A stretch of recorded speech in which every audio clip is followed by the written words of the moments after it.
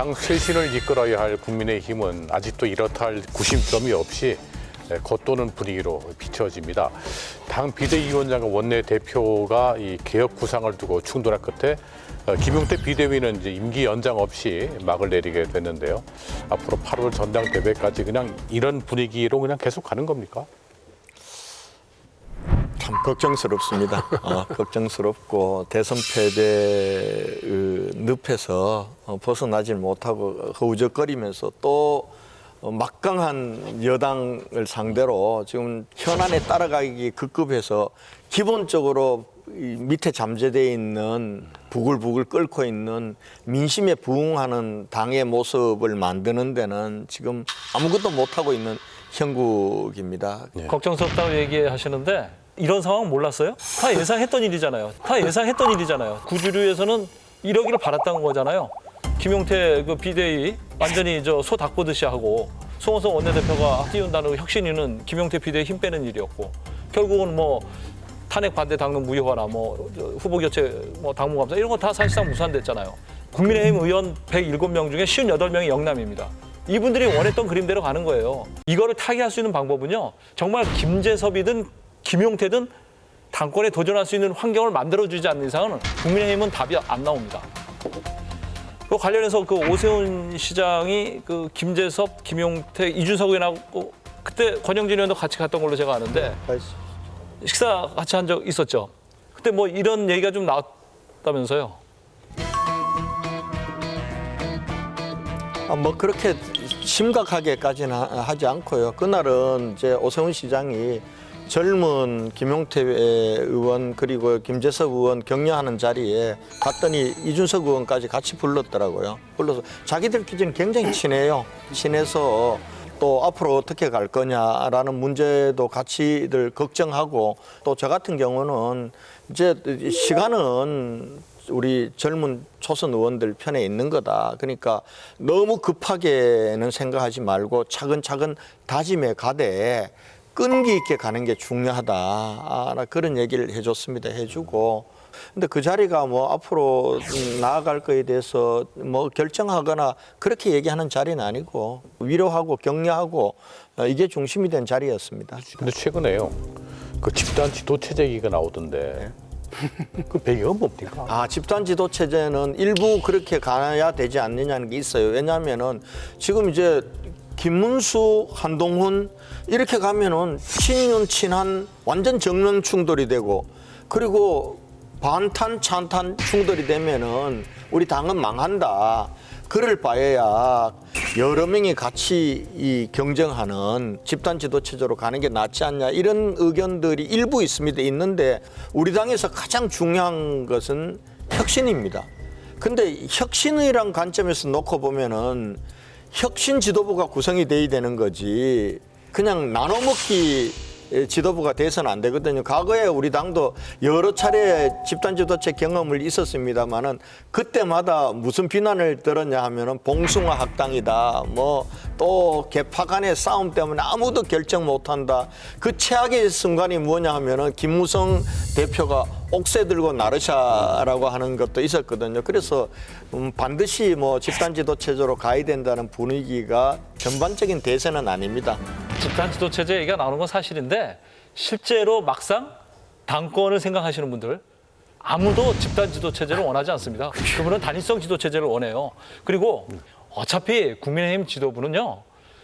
영남 주류들이 선택한 대로 갈 수밖에 없어요. 아니 송원석 60표가 얘기해 줬잖아요. 작년 12월 12일 날 권성동 72표 밀어줬잖아요. 이분들이 좌지우지할 수밖에 없어요. 어떠한 형태의 지도체제가 되든 구주류가 주도권을 잡을 수밖에 없는 그런 구조예요. 이거를 탈피하지 않는 이상은 국민의힘은 어떤 변화를 바라기는 난망이라고 저는 생각합니다. 저도 그렇게 보고 그다음에 찬탄 반탄이 논란이 되고 있다는 것 자체가 그 망조가 들었다는 얘기입니다. 그게 왜 논란이 돼야 됩니까?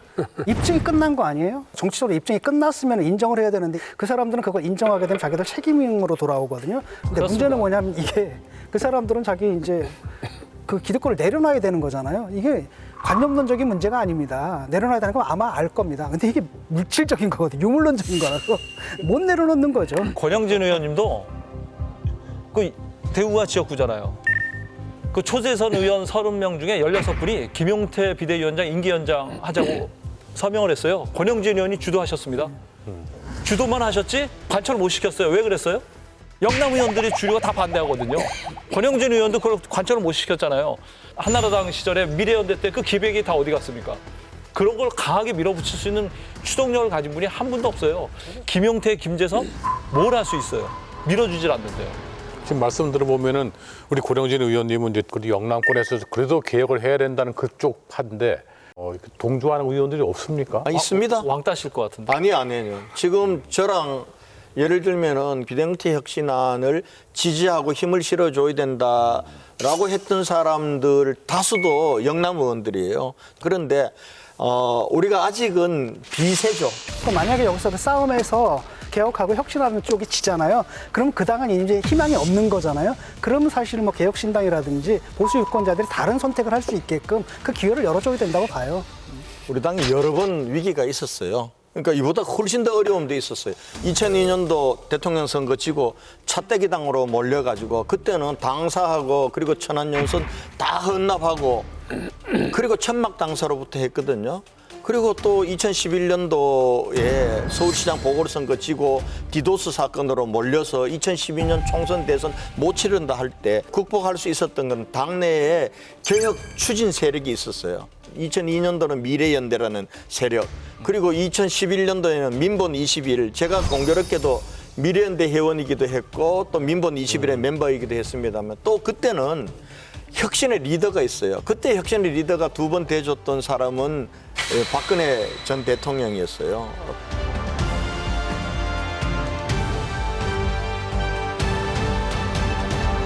그런데 지금 우리 당이 어려움을 겪고 있는 것은 혁신의 주체도 없고 혁신의 리더도 없다는 게 있고요. 그래서 우리 당의 변화를 위해서는 우선은 개혁의 주체가 작든 크든 강고하게 형성이 돼야 된다고 보고요. 그리고 또 한편으로는 개혁의 리더십이 형성돼야 되는데 이런 부분들은 또 우리가 죽지 않으려고 하면은 또 그 길로 가게 될 겁니다. 가게 될 텐데 오늘 비판하셨듯이 지금은 아직은 좀 멀었고 시간이 더 필요한 것 같긴 합니다.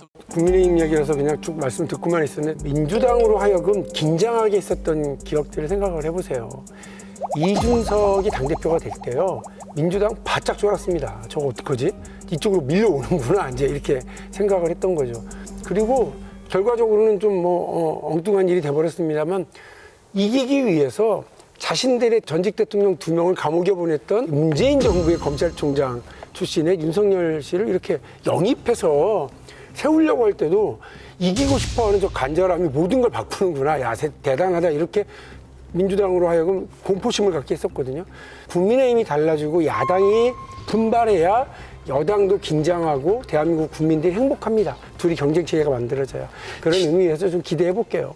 지지율이 20%를 찍었더라고요. 이것도 기록 아닙니까? 계엄 때도 찍지 못했던 지지율. 이런 데도 위기가 아닌 것처럼, 그리고 시간이 아직도 많이 필요한 것처럼 저는 그렇지 않다고 보고 국민들은 이미 인내 끝냈습니다. 빨리 변하라고 얘기를 하고 있고 더 이상 뭐 평화롭게 이런 게 아니라 한번 세게 붙어야 됩니다. 그래서 결판을 내가지고 이기든 지든 간에 그래야 다음 길이 보이거든요. 만약에 그 싸움에서 지면은 보수 유권자들은 다른 선택을 하게 되는 겁니다. 저 당은 이제 희망이 없구나. 근데 싸움을 해서는 안 돼요. 지금 볼 때는 싸워야 됩니다. 지금은. 때가 올 겁니다. 때가 올 거예요. 네.